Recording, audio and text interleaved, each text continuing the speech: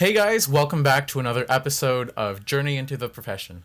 My name is Philip Tagatek, and in this series, I want to highlight other people's experiences getting into the profession and also give them a platform to share it with others. Today, we are joined by PK from California. She is currently a second-year dental student at Midwestern University in Arizona. PK, thanks for joining me today. Thank you, Philip. It's definitely a pleasure to be here. Awesome. So, to get things started, can you tell me a little bit about yourself? Like what college you went to and what you majored in? Okay, during my undergrad, I attended University of California, Irvine. That's also in California, and I graduated in 2017. When I first enrolled to UCI, I was actually a drama major, and then I switched over to biological sciences. At what point did you pick dentistry as your career? Well, I initially chose dentistry, I believe, after my first year in undergrad. So that's after my freshman year. But I didn't really solidify it until I experienced more of dentistry as the years go on. So my reasons for dentistry have just been constantly evolving, even right now in dental school.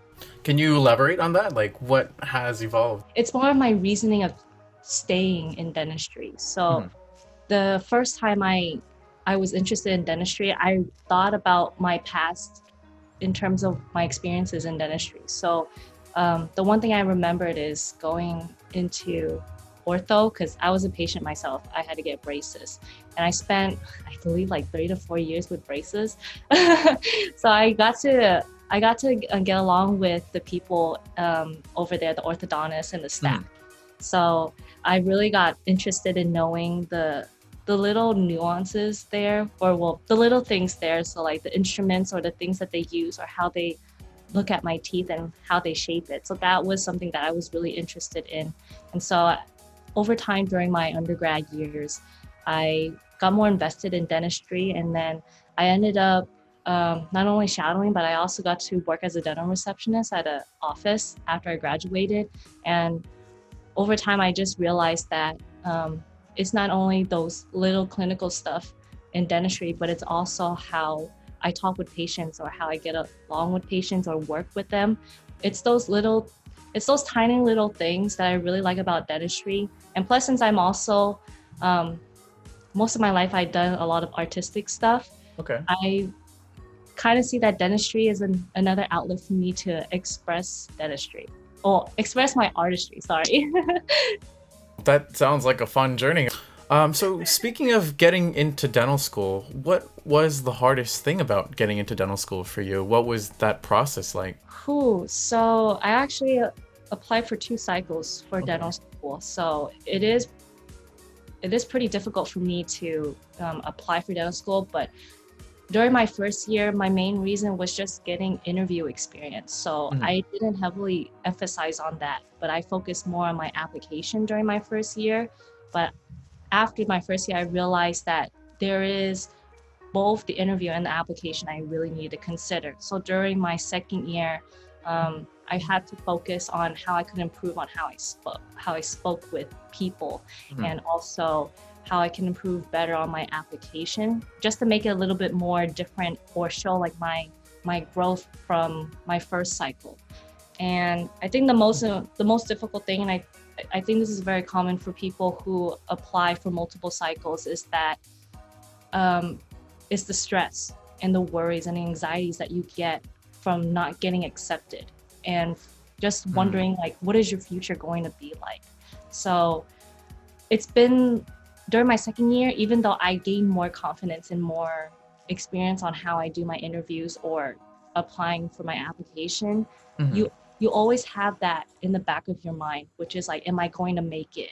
Will they want me? So that was another challenge I thought was a little bit difficult and hard during my dental school cycles. This is more of a off-topic question, but what did you do differently during your second time applying compared to the first time, and what made you a little bit more confident? Can you elaborate on that? Yeah, so what I did was reflect a lot more during my second cycle, especially Okay. at work. So when I think about how my personality is in dentistry, Mhm. I to me, I see dentistry and me as like one and the same. So dentistry is a part of me. So I really had to reflect on how I was as a person every time I go into work. Like the things that I do, how does that reflect on my behavior? And that helped me a lot when I revised my application, especially my personal statement. So that was one thing I did. And the other thing was trying to practice my my interview skills. So I did a lot of mock interviews with my boyfriend and my best friend. So I had to have both people at the same time to do my mock interviews because I wanted to have more perspectives in how they thought about my answer or what ways that I can improve through different perspectives. Got you. Oh, I was gonna say, do you have any pieces of advice for people in that situation? But it sounds like you covered most of it, actually. I guess next question would be, the first question was, what was hard about going into dental or getting into dental school? And now that you're in dental school, what are things that you've been challenged with in dental school? Let's see. One big thing is, I don't know if I'm the only person that feels this way, but I think the big factor, even right now, is the fear of not doing well, or worrying about like if I'm capable of being a dentist. Because right now I'm still in the position where it's like, oh my God, I'm a student, but I can't see myself as a doctor, even though I'm in dental school already, and I already finished like 25% of dental school. But it's just that idea of that, like, I'm not sure if I'm capable enough to do this, but all I know is with the support system that I have with the faculty and my classmates and my friends from outside of school and my family, like I feel like with that kind of support, it encouraged me to continue on and keep practicing. And it's always worth it to me because I always remember that dentistry is something that no one else can take away from me. So I keep trying even though it's really hard. But you know, all I know is that if a lot of things that you like to do are not easy to get. So it's worth it once you do. No, thanks for sharing that. I still share, honestly, like a similar take, am I really going to be a dentist? I have those second guesses, I'm in clinic right now. It's like, oh my gosh, there's just so many things that's running through your mind and you second guess. Do I actually know what I think I know, or do I need to review it more, or am I saying it wrong in front of the patient? Definitely, I don't know. You're not alone. Feeling that you're not adequate to become a dentist, or are you in the right place at the right time? I've definitely gone through that and still go through that every once in a while. But like you said, it's really the community around you, your faculty, your classmates that really encourage you and support you to keep moving forward. So no, I can understand kind of where you're coming from. PK, do you have any plans after dental school? Like, what do you want to do after you graduate? Oh God. Let's see. So I think I came into dental school just being more open about what are my options. So at first, in the beginning, like when I first got interested in dentistry, was I wanted to do ortho. So I've been telling people I want to do ortho because that's all I could think about. And then when I got into my job as a dental receptionist, I learned from my dentist that you can be a general dentist, but still do a lot of other things, even things that are in the specialty. So he went to school at UPenn, but after that he went to do residency and other things. And so after that, like after watching him doing like ortho, implant dentistry, crowns, a lot of those stuff, I thought to myself, wow, dentistry has so many pathways.